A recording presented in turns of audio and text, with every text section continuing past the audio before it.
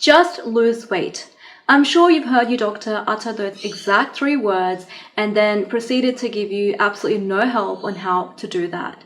And then your doctor also goes on to tell you that weight loss is actually really hard with PCOS. And it is. So losing weight on your own without any support with PCOS becomes a big struggle, and women tend to go on multiple diets, crash diets, only to see little to no results. Hi, my name is Shazeen. I am a nutritionist specializing in PCOS. I also have PCOS. I have lost over 15 kilograms twice, and the strategy that I'm about to tell you today really works every single time. It's worked with clients. I've worked with hundreds of women with PCOS, and now I want to help you. Before I get into the actual plan, I want you to go ahead and comment down below today's date, and then come back to this comment 1 month later with your progress, and I am certain you will see progress with this plan. So let's get into the video.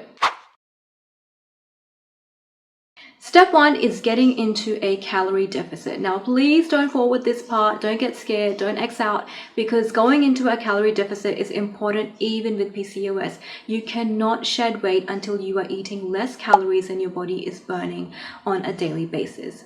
So calorie counting isn't actually that scary. What you can do is plug in your measurements such as your weight and your height, your activity level into an online calculator, and that will give out the amount of calories you need to eat every day to lose weight. I want you to opt for a calorie deficit of between 250 to 300 calories, no more than that.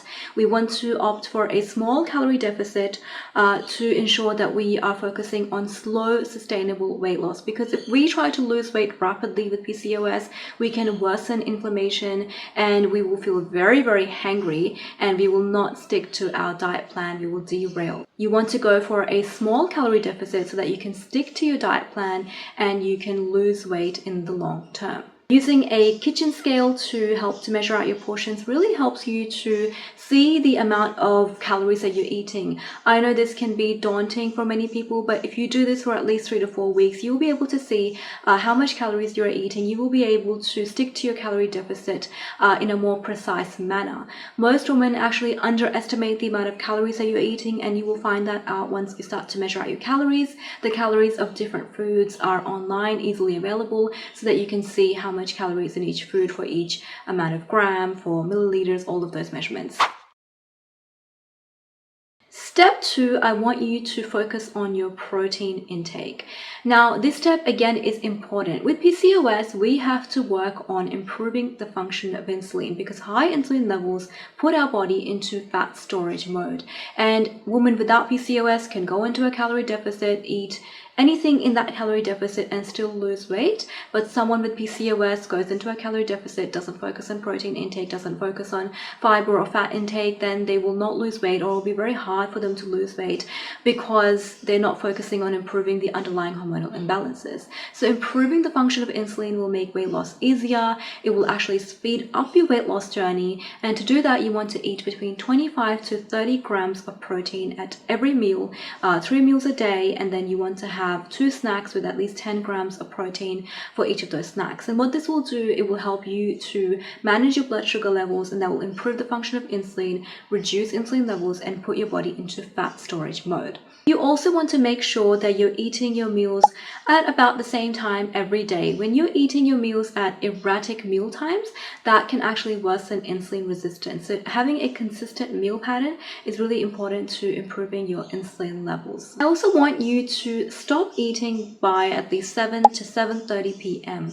The reason for this is because our circadian rhythm also impacts weight gain. Our circadian rhythm is our natural sleep-wake cycle and the fluctuation of hormones that happens on a daily basis. And research shows that our circadian rhythm impacts the way our body stores fat. So by supporting our natural sleep-wake cycle, we are supporting healthy weight loss. To do this, you want to make sure that you stop eating between 7 to 7:30 p.m. or soon after sunset.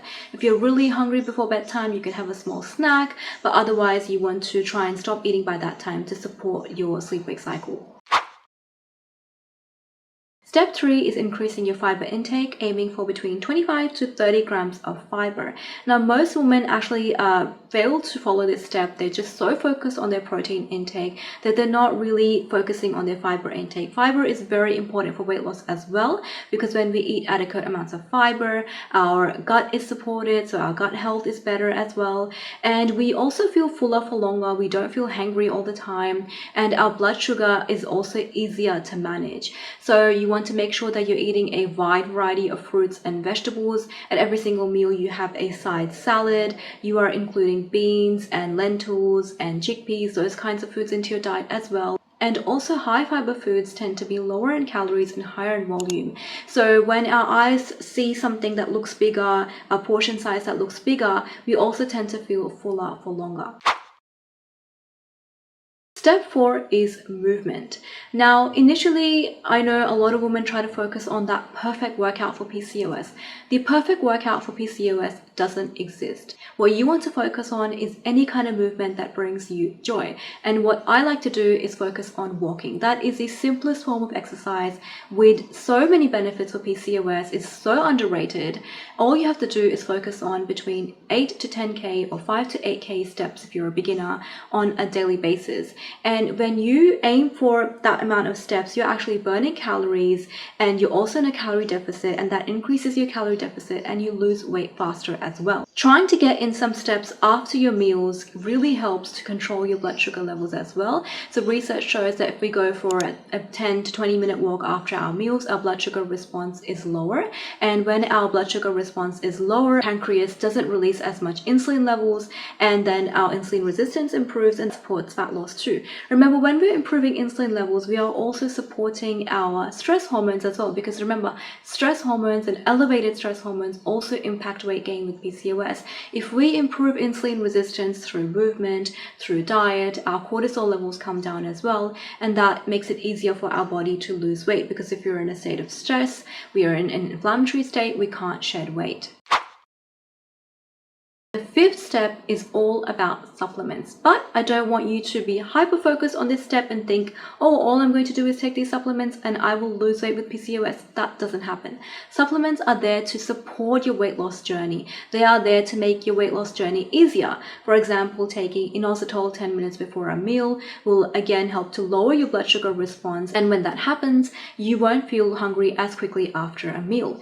Another supplement that I recommend is magnesium. Magnesium is an insulin sensitizing supplement. It helps to improve insulin resistance, and that will also help to support you in your weight loss journey, because again, when we improve insulin sensitivity, insulin resistance improves, insulin levels improve, inflammation improves, and our body can go into fat loss mode.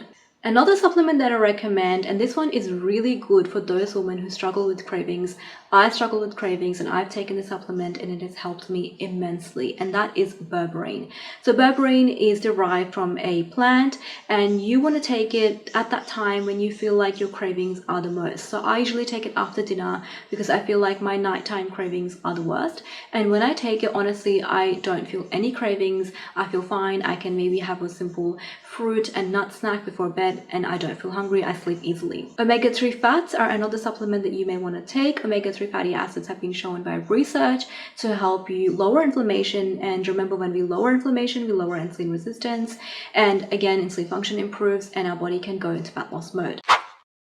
I also have a program called the 30-Day Metabolic Reset. You can go ahead and join that using the description box below.